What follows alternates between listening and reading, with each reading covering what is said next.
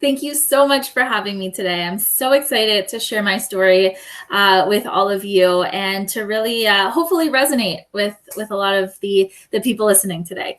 Um, so, if you feel like you're standing still in your life or in your business, don't worry, because if you're standing still, then at least you're still standing.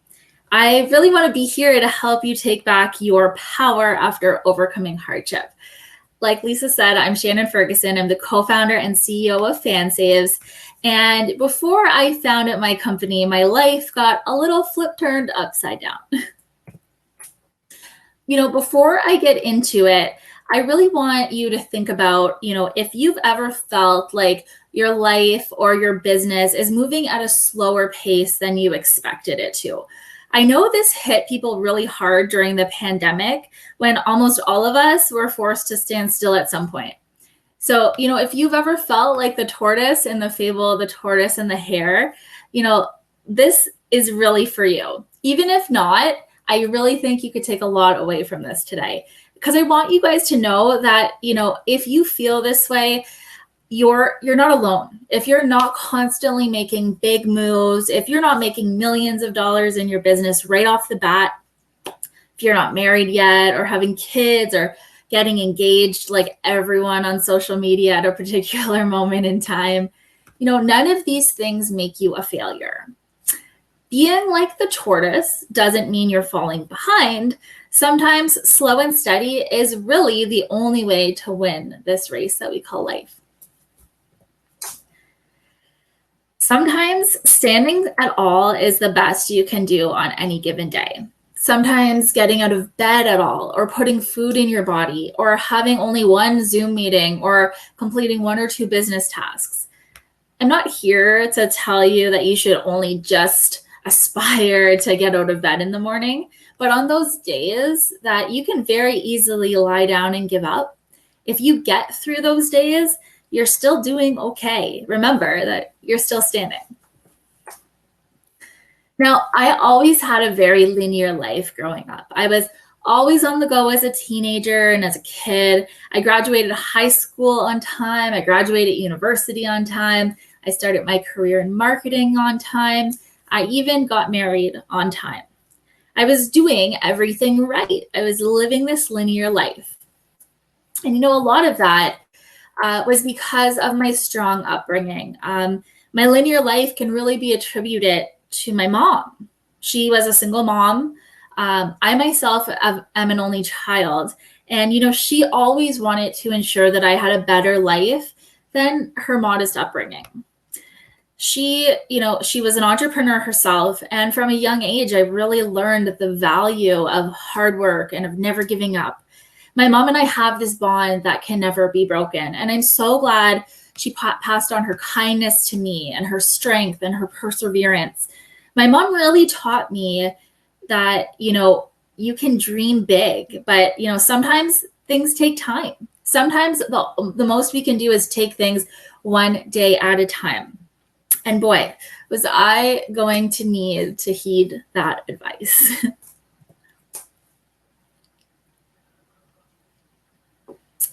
Because in 2014, my linear life became linear no more. You see, up until then, I had been living my life on time and not standing still at any given moment until I was standing still. My mom was diagnosed with pulmonary fibrosis. She was healthy her whole life. Doctors could never figure out why her lungs had become scarred. And I ended up taking time off work, time off from my career to be with her in the hospital after she underwent a double lung transplant. And, during that time, I really started thinking about, what am I doing with my life? Life is really short, trying to put the pieces together and really seeing the bigger picture. Then, a month after my mom's successful double lung transplant, my husband woke up one morning and he packed his bags and he told me that it was really affecting him. It was really affecting him that I didn't know what I wanted to do with my life. I haven't heard his voice since that day. My life stood still as I tried to figure out what the hell was going on. This was someone that I'd known since I was 6 years old, and it left me shocked. And at the same time, I was still dealing with my mom recovering from her surgery. So about a year later, in the summertime, the divorce was finalized. And 3 months after that, my mom had a heart attack. And after spending a month in the ICU, she passed away. I was the one who had to tell the doctors it was okay to take her off life support. I lied with her in her bed at the hospital as she took her last breath. And I was the one who told her it was okay to go. As I got out of her hospital bed after spending the day in there with her, my legs, they gave out on me and I couldn't physically stand up. I sat on the floor next to her bed and I couldn't move. I couldn't breathe. But eventually I peeled myself up off the floor and my life again stood still. And it stood still for over a year afterwards as I dealt with something called complicated grief. I never knew that complicated grief was a thing. I never had heard of it. I had never known it was really something that a person could go through until I actually went through it. The year following my mom's passing was incredibly bleak for me. And the height of my grief culminated about 3 months after her 1-year anniversary. There was a night I found myself lying on my living room floor at 4 a.m., crying to my best friend on the phone that I just didn't want to be here anymore, that I just wanted to see my mom again. I got through that dark night and, again, I peeled myself up off the floor. And 2 days later, two days later, this guy named Chris, he came into my life and my world changed. Chris and I began working together, and it wasn't long before we were also dating. My life began to grow again. Day by day, I began to find my purpose again, and nothing happened overnight, but slowly I was finding happiness in the little things again. I liked getting out of bed in the morning and, doing things and being part of the community. And, about 6 months after we met, Chris and I created fan saves. We created fan saves to help with this sponsorship problem that we kept running into with the professional hockey team we were working for. We were both selling sponsorship as we were managing the sales and marketing for the hockey team. And a lot of business owners kept telling us they wanted more than just a rink board or a scoreboard ad or a wall sign. And business owners were telling us they wanted something that was digital, something that would actually bring people into their stores and track customer demographics. And we didn't have anything like that. So we created Fan Saves, which offers fans discounts and deals from the sponsors of their favorite teams. It started as an app, now it's a full-blown digital platform. We're working with over 40 organizations across North America, and over 500 businesses are offering discounts and deals. All of this at that moment, when I was lying on the floor 2 days before I met Chris, would never have seemed possible. I couldn't have even imagined that. But, now I'm here more than 4 years later, and I'm doing things that back then, seemed completely impossible to even think of. But what I learned from that time in my life was that it is possible to overcome standing still or life getting out of whack or seeming like things are paused. I learned that sometimes we need to hit the reset button. And I learned that we are always stronger than we think we are. When we're going through hard times, we can feel weak and we can feel like we just need to give up. But at our core, we're always stronger than we think we are. Another thing I learned is that life is not linear. Life is not linear at all, and it's actually not meant to be linear. What I've learned is that life would actually be really extremely completely boring if it was as linear as you see in this picture. Those twists and turns and peaks and valleys that we all go through, that's what life is. Life isn't meant to be from point A to point B. You might be listening here today and thinking that your life is still on time. That you never stand still, that you always hustle. And that's amazing. 10 years ago, I would have told you the same thing. I would have thought the same thing. I would have been like, oh, this is nice, but it doesn't apply to me. But, we can never predict when our life or business or anything else is going to stand still. And maybe you're here and you've already been going through it. Or maybe you're going, maybe in the future, maybe you're just at the brink or on the edge of going through it. Or maybe you're deep in it, or maybe you're just coming out on the other side of it. Either way, it really helps to be prepared. It helps to know how to navigate the feeling of standing still. And I want to share with you some ways that I took back my power after overcoming those hardships that helped me realize that I was actually standing the whole time, even when I was standing still. These are things that really helped me realize that we can always find the power within ourselves. The first thing is to be patient, but also persevere.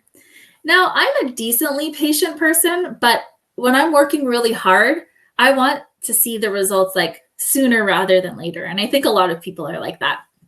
And with FanSaves, being the co-founder and the CEO of a startup, which when we created FanSaves, Chris and I had no clue what a startup even was.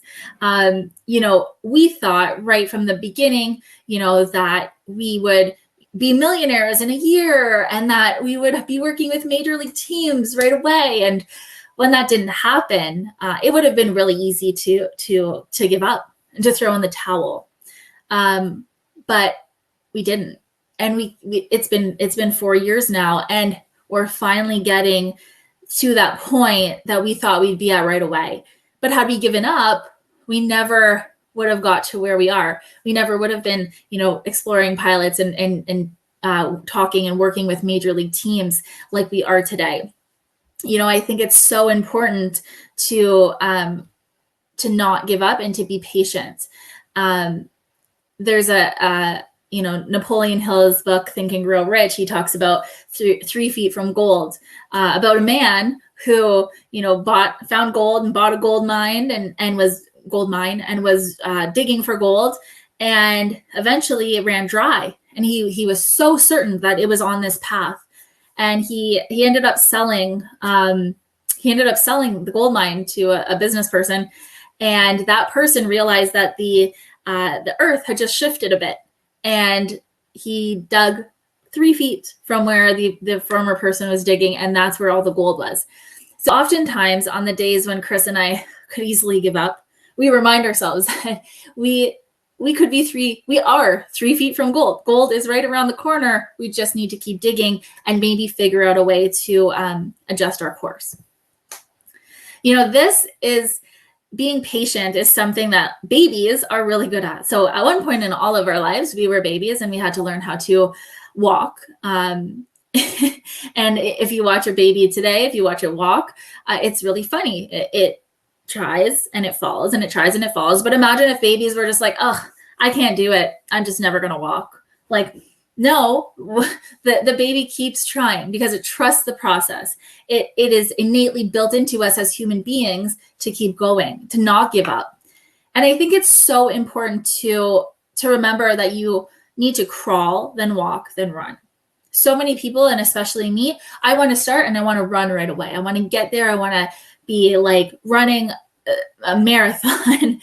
But what I've realized since founding FanSaves is that sometimes the most basic, crucial, critical elements of life and of business are learned when you're crawling.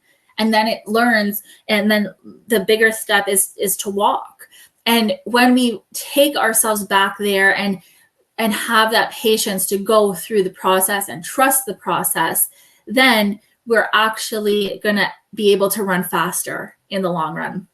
The other thing is to grow slow, to grow big.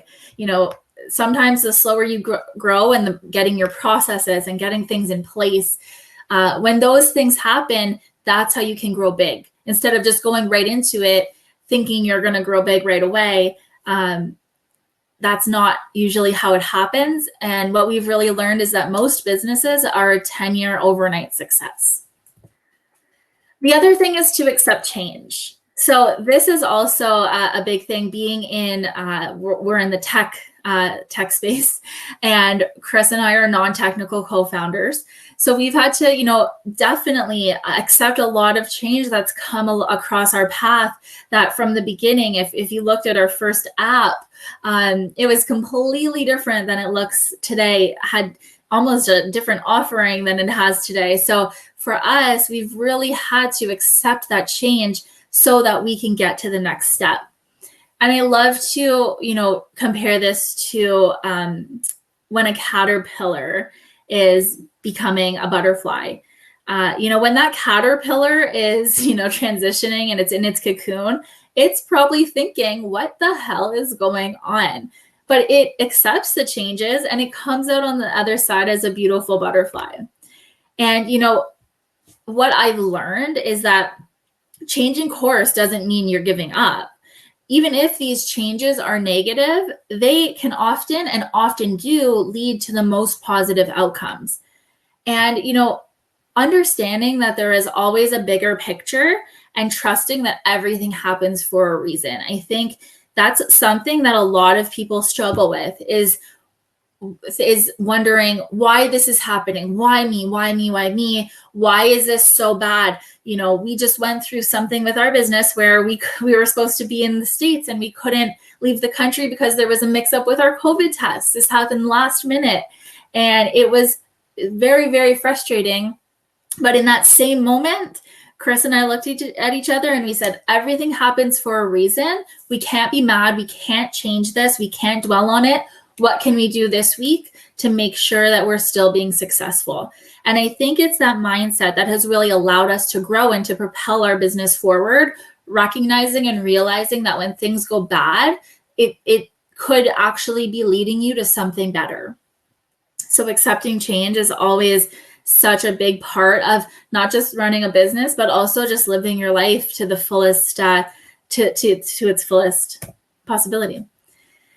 Now, the third thing that is really important is just leaning in to the moments that are speaking to you, that are showing you different paths and different ways to find your success. Again, whether this is with your own business or in your personal relationships, or just for you becoming a better person.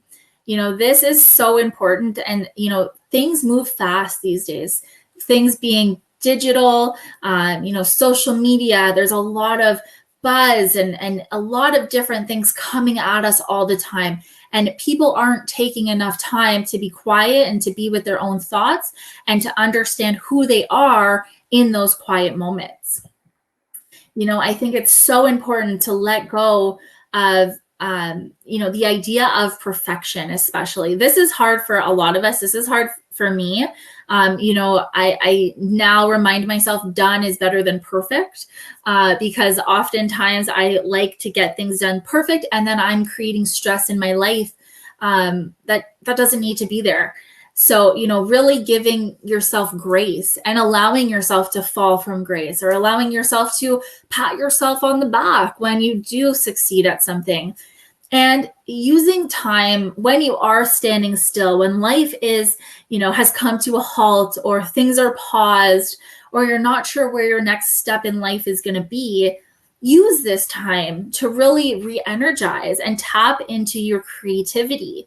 These are often the times and the moments in your life when you will actually be the most creative. Because you don't have the pressure coming from all these different things in your life. You have the time to really enjoy the stillness and the quiet, and taking those quiet moments to figure out who you really are, to get creative and to figure out what you really want out of life.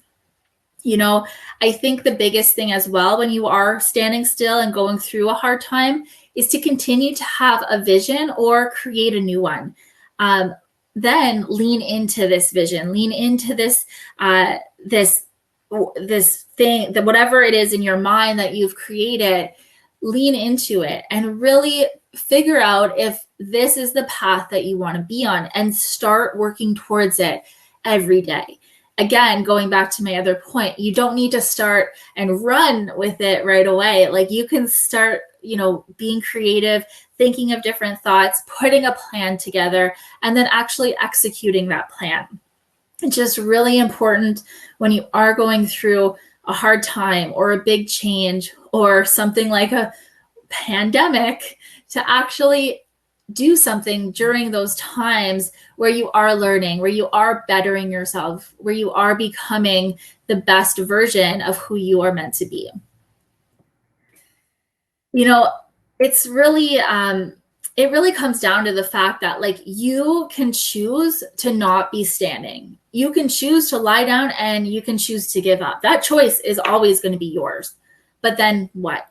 You're not a failure even if it feels like you're standing still and you're not sure what your next move is. You're not failing if you're paused. That doesn't mean it's game over. You're not a failure even if your business is growing slower than you expected. You're not a failure if you're overcoming hard times or big life changes. We all need to treat ourselves more like we treat our car. When our car runs out of gas, you don't just, send it to the junkyard and say, oh, scrap this car, it's no good. No, you fill it up with fuel and then you keep going along on your journey. So if we could do that for our car, why can't we do that for ourselves? Fill yourself up so you have the power to keep going. So, in the end, what I hope for you is that you'll see that you were never actually standing still at all, that the progress that you made or that you're making right now during these humbling times is ultimately what catapulted you forward in the end.